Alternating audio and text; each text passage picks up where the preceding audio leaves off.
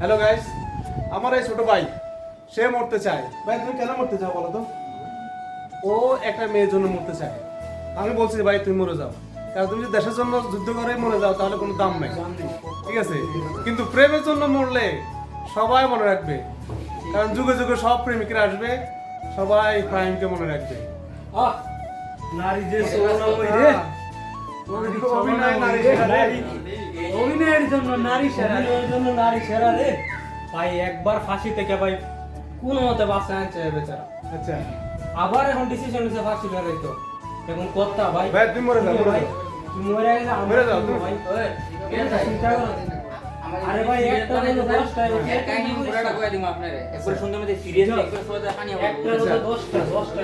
আরে আবার রুমে মারলে বিপদ আছে ভাই। রুমে না তুই বললে মনে কর আরেক ঝামেলা। সিটা যাবি নালে সিলেট নি ভাই ইয়ানো যাই এয়ারপোর্টে যাই হেলিকপ্টারে যাই ইয়ান তো হেলিকপ্টারে টক্কা দিব হয়ে যাবি সিলেটের মতো উঁচু পাওয়ার আছে না? ঠিক আছে, সিলেট থেকে লাভ দিলে বাস আরাম করে দিবি। ভাই আমি আমাদের ভাই না ভাই রুমে মরিস না তুই মরার আগে দশারে বুকের মাঝে দলিল নাম লিখে মরিস।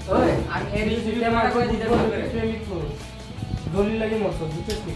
আর রুমও মরিস না, মরলা আমরা বাজারে লেগে বুঝছিস নি? রুমে বাইরে গিয়ে মরিস বুঝছিস নি আর দুয়ে তোর লগে আমরা ফটো আছে, ওর দিকে রেন্ডে দিকে বুঝতেন তো মারছে। প্রভু জামেলা বুঝছিস নি? আপনারাই বলেন কিভাবে মরলে শান্তি পাবে ওর আত্মা? আপনারাই বলেন, কমেন্ট করে বলেন। এটা কই মনে করবি না